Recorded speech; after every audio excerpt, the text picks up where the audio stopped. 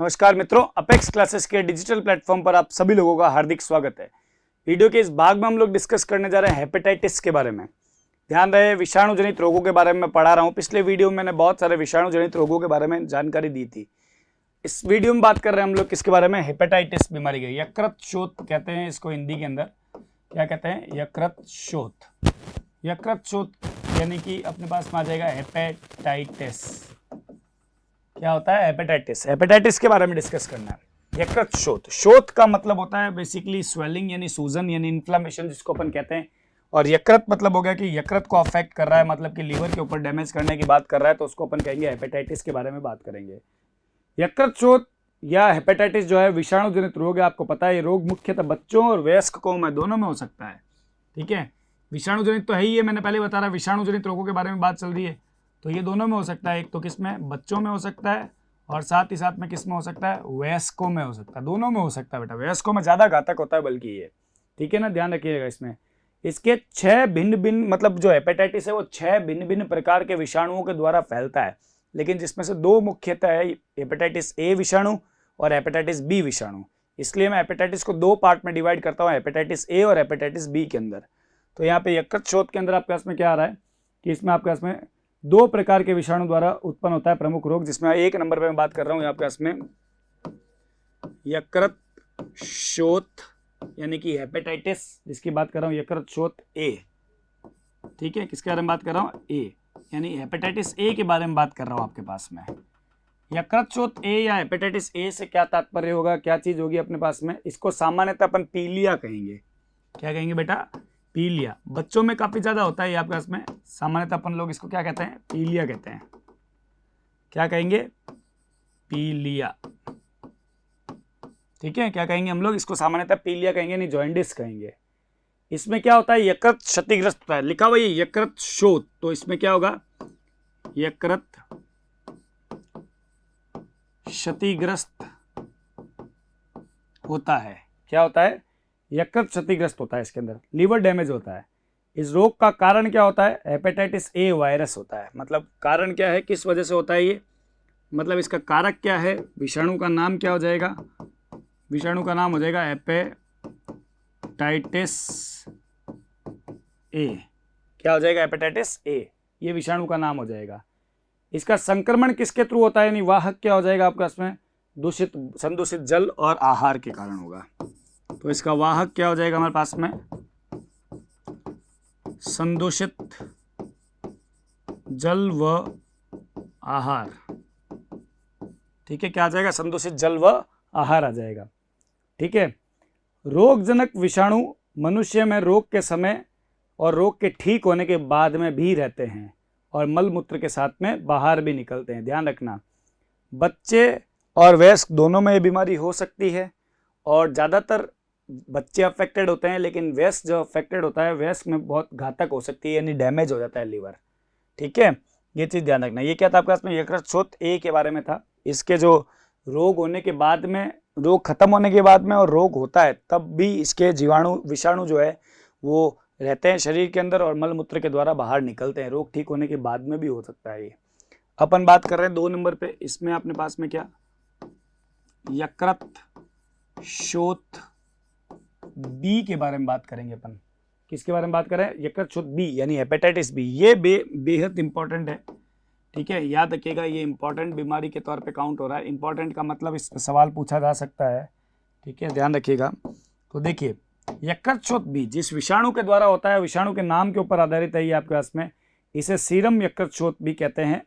क्या कहेंगे इसको? इसके 2-3 पॉइंट देखिएगा।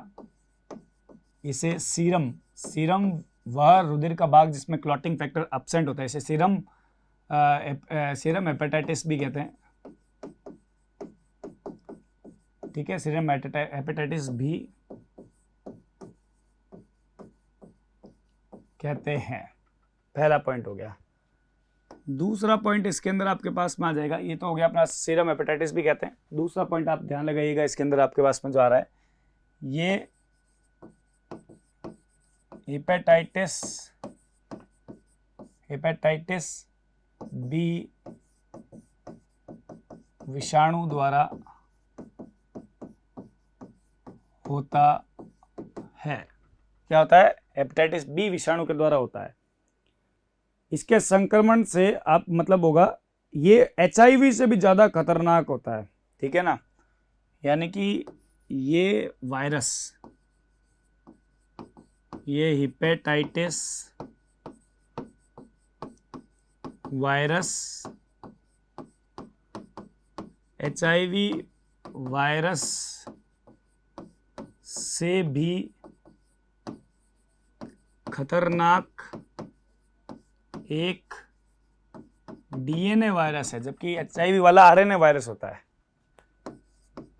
इसमें क्या होता है, आपका आनुवंशिक पदार्थ DNA भरा रहता है। क्या भरा रहता है, DNA भरा रहता है। हेपेटाइटिस बी की खोज जो है वो 1965 में एक ऑस्ट्रेलियन आदिवासी के रक्त में डॉक्टर ब्लूमबर्ग ने की थी। किसकी खोज किसने की थी, खोज डॉक्टर ब्लूमबर्ग, किसने की थी, डॉक्टर ब्लूमबर्ग ने की थी खोज, किसकी, हेपेटाइटिस बी की। और किस में की थी, ऑस्ट्रेलियन आदिवासी के में, इसलिए इसको ऑस्ट्रेलियन प्रतिजन भी कहते हैं। हेपेटाइटिस बी को ऑस्ट्रेलियन प्रतिजन भी कहते हैं। क्या कहते हैं, ऑस्ट्रेलियन प्रतिजन।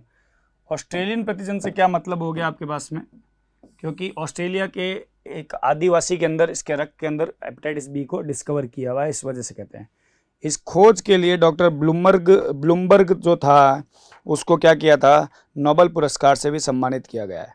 इसका संचरण रक्त से होता है, यानी वाहक कौन हो गया इसका, वाहक कौन हो गया इसका, रक्त। मतलब रोग का संचरण किससे हो रहा है, रक्त से हो रहा है। इसका संचरण रक्त संपर्क से होता है। ये सामान्यतः वयस्कों में भी होता है। किस में होता है, वयस्कों में, ठीक है। और विषाणु और किस किस के द्वारा फैल सकता है उसके बारे में बात करनी है अपने को, किस किस के द्वारा फैल सकता है ये रोग।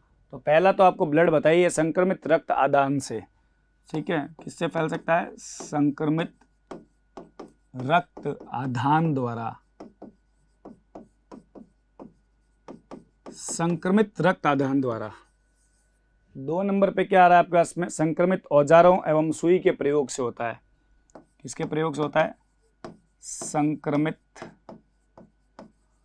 औजारों और सुई के प्रयोग से। किससे हो रहा है, संक्रमित औजारों और किससे हो रहा है, सुई के प्रयोग से हो रहा है, ठीक है। संक्रमित गर्भवती महिला से नवजात शिशु में, जो जो एड्स के थे वो के वही है। क्या क्या आ जाएगा इसमें आपके पास में, संक्रमित गर्भवती महिलाओं से नवजात शिशु द्वारा, संक्रमित गर्भवती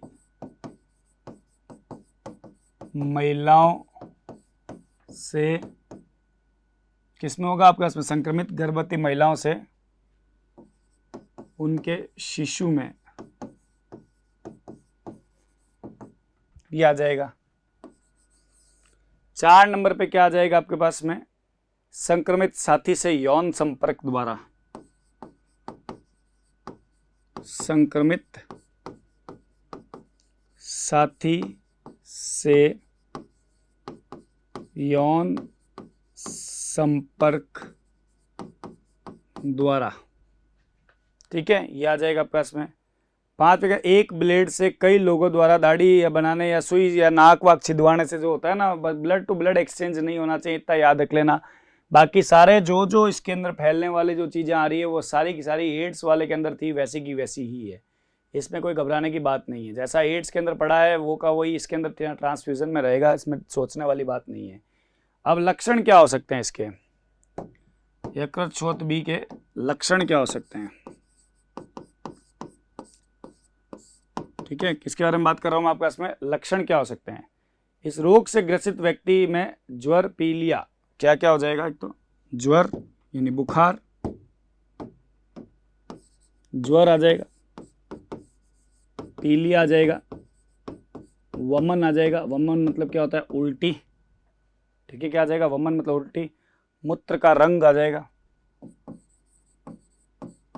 क्या आ जाएगा, मूत्र का रंग, ठीक है, मतलब यूरिन का कलर आ जाएगा जो गहरा पीला हो जाएगा, क्योंकि पीलिया हो रहा है तो होगा ही, तो मूत्र का रंग क्या हो जाएगा, गहरा पीला हो जाएगा, ठीक है, क्या हो जाएगा, गहरा पीला हो जाएगा। भूख न लगना, ये भी इसका ही लक्षण है, भूख ना लगना, ये भी आ जाएगा इसके अंदर। ये लक्षण उत्पन्न हो सकते हैं यदि रोग लंबी अवधि तक अनुपचारित रहे, मतलब उपचार नहीं किया जाए, तो यकृत कैंसर हो सकता है, ठीक है। लंबे समय का क्या प्रभाव हो सकता है, यकृत कैंसर, क्या हो जाएगा, यकृत कैंसर। दूसरा क्या प्रभाव हो जाएगा आपके पास में, यकृत में अंतराली सूजन होने की काफी अधिक संभावना होती है। यकृत में क्या आ जाता है, स्वेलिंग आ जाती है, यकृत में सूजन आना, ये आपके पास में आएगा, यकृत कैंसर और यकृत में सूजन आना, ठीक है ना, याद रखना इस चीज को। ये यकृत शोथ आपके पास में, इसके अलावा यकृत शोथ सी भी होता है, डी भी होता है, ई भी होता है और जी भी होता है, ठीक है ना, ये सब भी होते हैं। अपन ने ए और बी की बात की है ना, हेपेटाइटिस ए और हेपेटाइटिस बी के बारे में बात किया। यकृत शोथ हेपेटाइटिस ए, हेपेटाइटिस बी के अलावा हेपेटाइटिस सी, डी, ई, जी तक होता है, ठीक है ना, सी, डी, ई और जी, एफ मत लिखना, ए बी सी डी आ रही तो क्या ए बी सी डी और क्या आ जाएगा, ई और जी, ये 6 प्रकार के होते हैं, ठीक है, ये याद रखिएगा। अब इसका निदान क्या होता है, निदान मतलब आपके पास में क्या निदान है इसका, देख लीजिए। निदान यानी कि डायग्नोस कैसे कर सकते हैं, मतलब पकड़ कैसे सकते हैं इसको, ठीक है। ये विषाणु शरीर में प्रतिरक्षी अनुक्रिया के फलस्वरूप विशिष्ट प्रतिरक्षी प्रतिपिंड के उत्पादन को उद्दीपित करता है। यानी कि जैसे ही क्या करता है ये विषाणु, मतलब जो है आपके पास में, अगर आपके बॉडी के ब्लड में IgM एंटीबॉडी मिल रहा है, कौन सा एंटीबॉडी टेस्ट होता है बेटा इसके अंदर, है ना, IgM एंटीबॉडी मिल रहा है, तो इसका मतलब आपके पास में क्या है, हेपेटाइटिस के शिकार है आपके पास में, ठीक है, याद रखना इस चीज को। इस IgM की प्रेजेंस से हम पता लगा सकते हैं कि हेपेटाइटिस है या नहीं है, ठीक है। और भी कई सारी बीमारियां होती है इसके फलस्वरूप, जो आप MBBS में जाकर के आगे पढ़ेंगे। बचाव और उपचार क्या है, बचाव एवं उपचार, देखिएगा, बचाव एवं उपचार के अंतर्गत पहला आएगा स्वच्छ जल का प्रयोग करना चाहिए। क्या आ जाएगा फर्स्ट नंबर पे आपके पास में, स्वच्छ जल का प्रयोग करना चाहिए, पहला आ जाएगा आपके पास में। 2 नंबर पे क्या आ जाएगा, मल मूत्र विसर्जन के लिए उचित स्वास्थ्यकर सुविधाओं का उपयोग करना चाहिए, सही जगह पर, सही स्थान पर मल मूत्र का उत्सर्जन करना चाहिए, ठीक है, सही स्थान पर मलमूत्र का उत्सर्जन करना चाहिए। सदैव डिस्पोजेबल सिरिंज और सुई का प्रयोग करना चाहिए,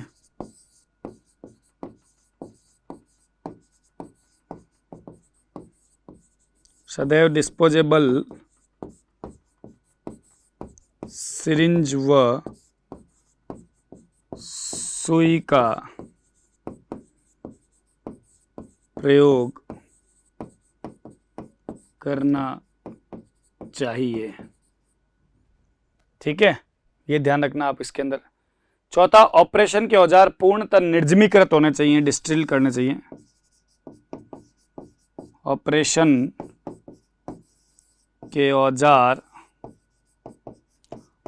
पूर्णतः निर्जमीकृत, निर्जमीकृत से मतलब क्या हो गया आपके से, मतलब कीटाणु हटा देने चाहिए, निर्जमीकृत करने चाहिए,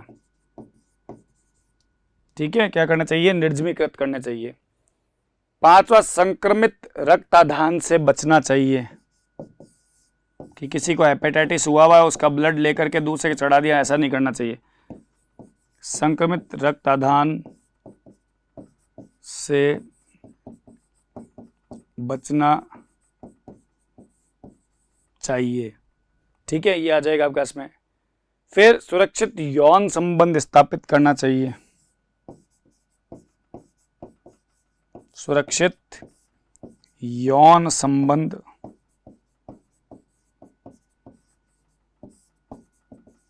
स्थापित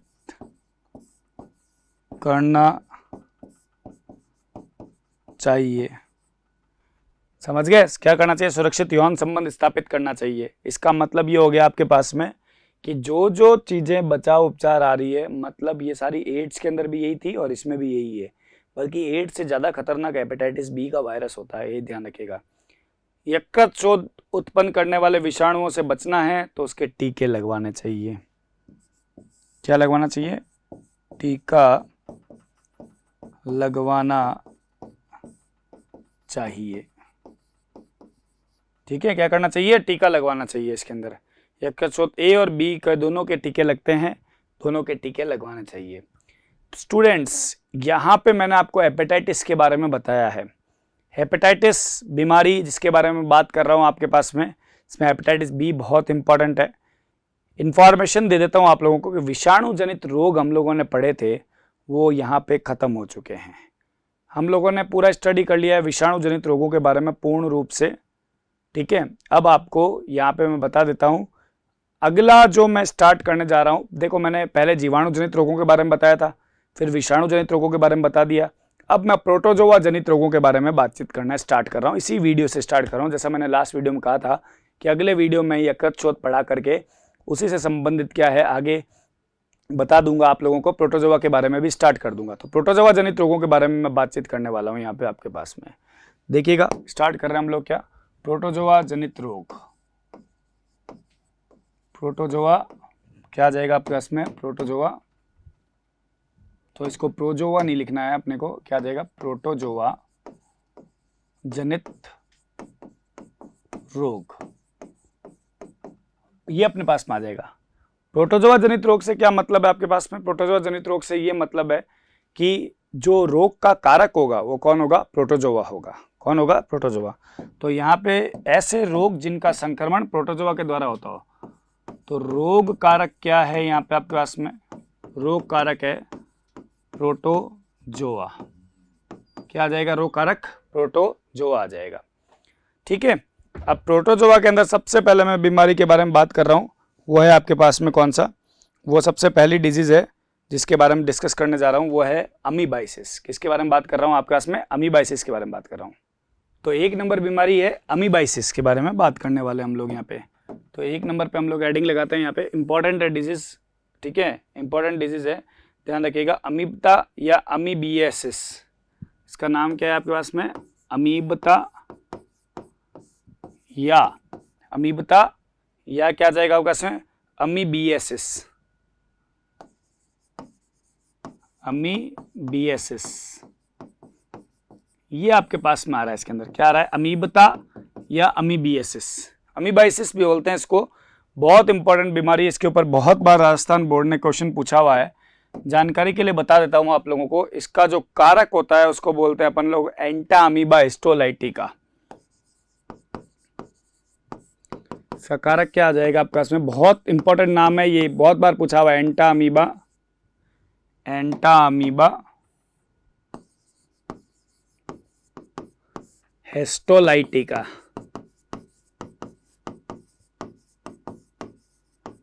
क्या आ जाएगा? एंटा अमीबा हिस्टोलाइटिका। ये आपके पास में आ जाएगा अमीबाइसिस के अंदर। एंटा अमीबा हिस्टोलाइटिका नाम के प्रोटोजोआ से होता है ये। इसको अमीबिया पेचिस भी कहेंगे यार। एक नाम और इसका अपन ऐड कर देंगे यहाँ पे, अमीबिया पेचिस। अमीबिया पेचिस, ठीक है, क्या कहेंगे हम लोग इसको? अमीबिया पेचिस का नाम भी देंगे हम लोग यहाँ पे इसको। Alright, now what about next? The next one is, इसके लक्षण क्या हो सकते हैं इस बीमारी के? बहुत ही इंपॉर्टेंट बात, बहुत जबरदस्त है ये बीमारी बेटा आपके पास में, है ना। इसके लक्षण अपन देखते हैं। लक्षण क्या रहेगा इसका आपके पास में?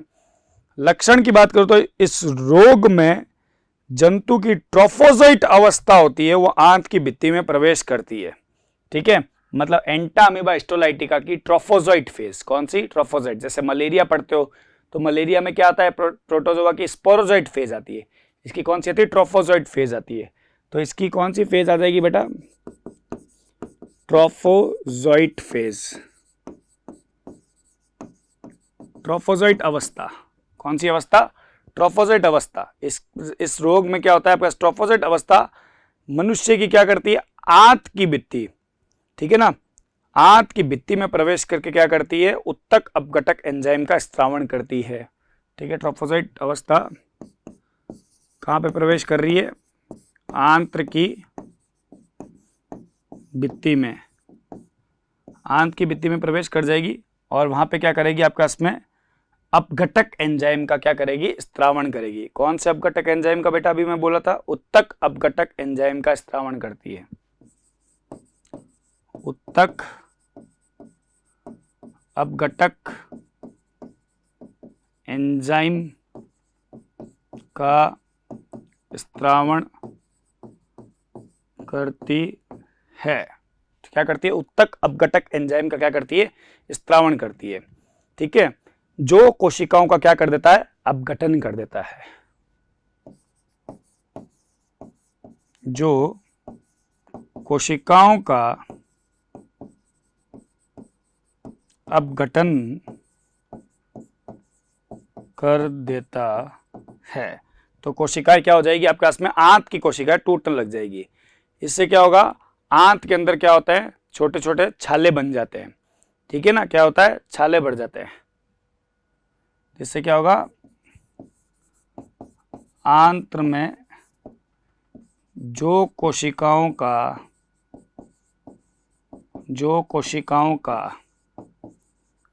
अपघटन हुआ है उन कोशिकाओं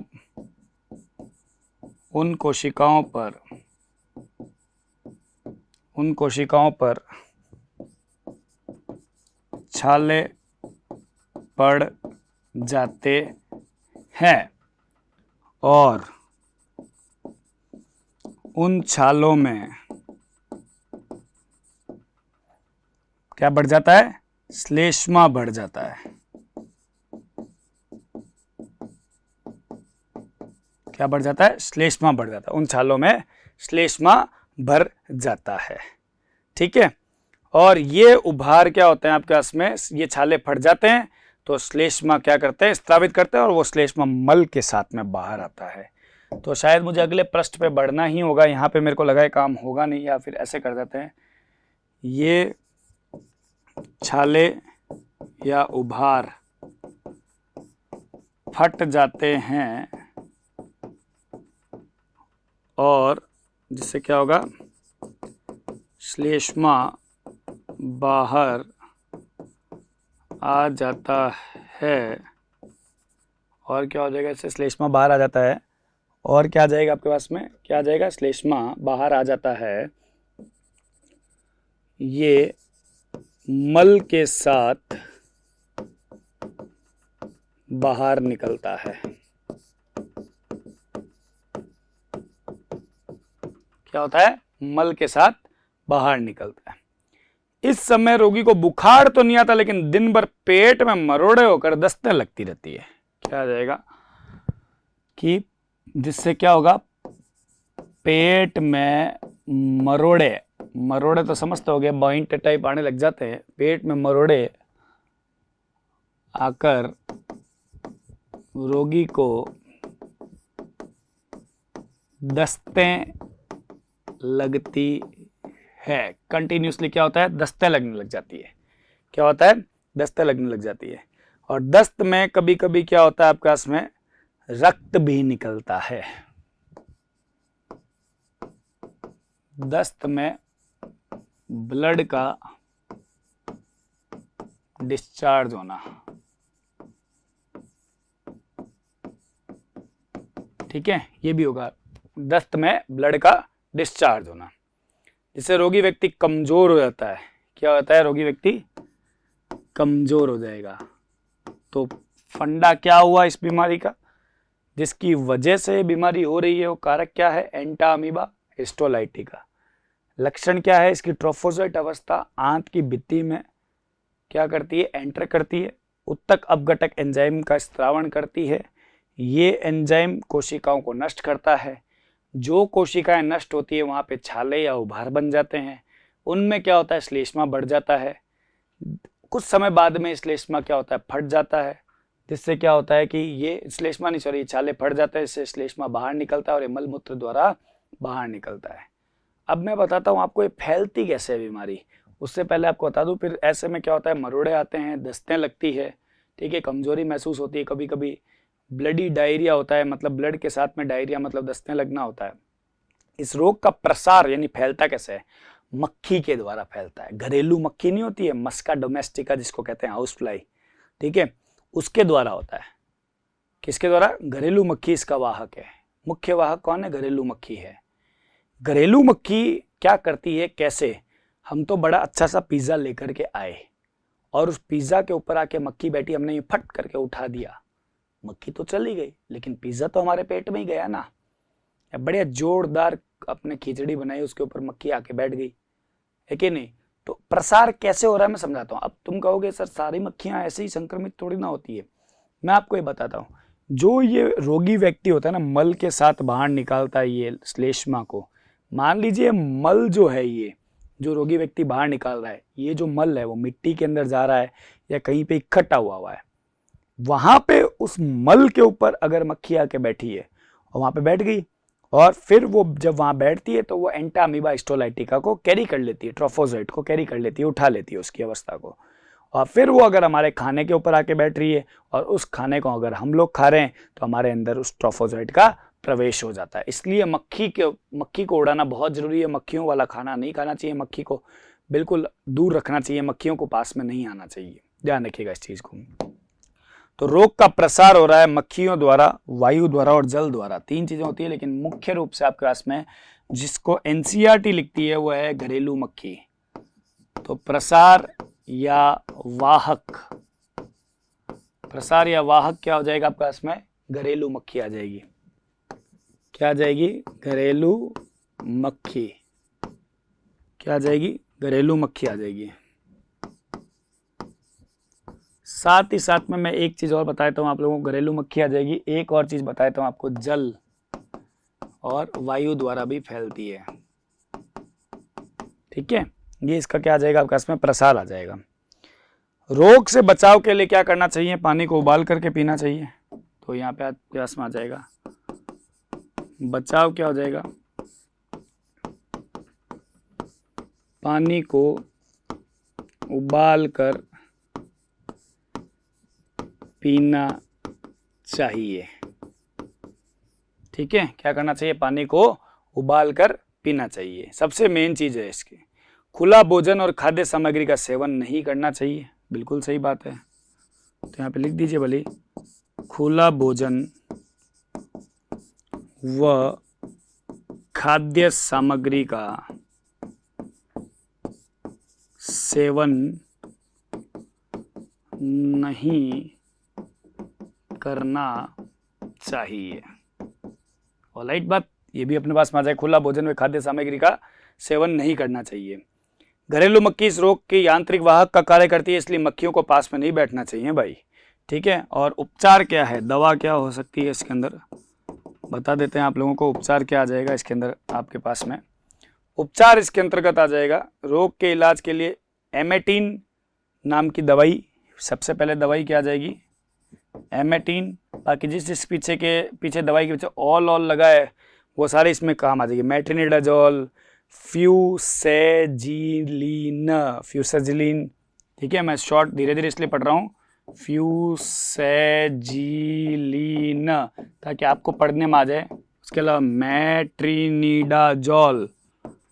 मेट्रिनिडाजोल, ये क्या करती है? सिम्टम्स को कम करती है, दस्ते वस्ते आना, पेट में दर्द होना, बहुत चीज़ों को कम करती है और इसको रोकती है। ये चीज़ ध्यान रखना आप लोगों को। तो यहाँ पे आपके पास में जो मेन चीज़ आई वो क्या था आपके पास में? यहाँ पे जो हम लोगों ने बात किया, प्रोटोजोआ जनित रोगों के बारे में बात कर रहे हैं, जिसमें पहली बीमारी के बारे में बात किया हुआ है अमीबता या अमीबियासिस, इसके बारे में बात किया, अमीबिया पैचेस। इसमें से आपको फिर से मैं बार बार रिपीट कर रहा हूँ, एंटामीबा स्टोलाइटिका, इस नाम को काफ़ी बार पूछा हुआ है, याद रखिएगा, इस चीज़ को भूलने का नहीं है। 2 नंबर पे जो बीमारी आती है अपने पास में, जो 2 नंबर पे इसके बारे में बात कर रहे हैं, प्रोटोजोआ जनित रोगों के बारे में, तो 2 नंबर पे मेरे पास में जो बीमारी आ रही है वो है प्रवाहिका या अतिसार यानी डायरिया। ये जीवाणु के अंदर भी था, ये प्रोटोजोआ के अंदर भी है।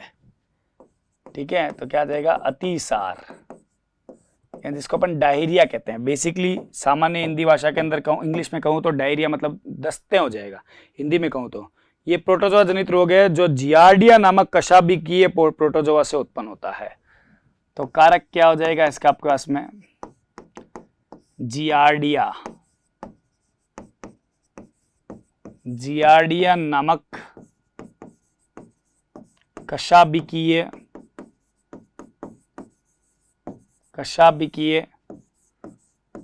प्रोटोजोआ से उत्पन्न होता है। ठीक है, किससे उत्पन्न होता है, कशाभिकीय प्रोटोजोआ से उत्पन्न होता है। यह जल, भोजन आदि के माध्यम से शरीर में पहुंचता है और आंत में प्रवेश करता है। तो वाहक क्या हो जाएगा आपके पास में, वही है। ज्यादातर बीमारियां तुम लोग अगर देख रहे होगे तो आपको बता दूं कि संदूषित जल और आहार से ही फैल रही है। तो आप सबसे अच्छी चीज है कि पानी उबाल के पियो, पानी साफ पियो, खाना साफ खाओ, ये सबसे मेन चीज होता है इसके अंदर।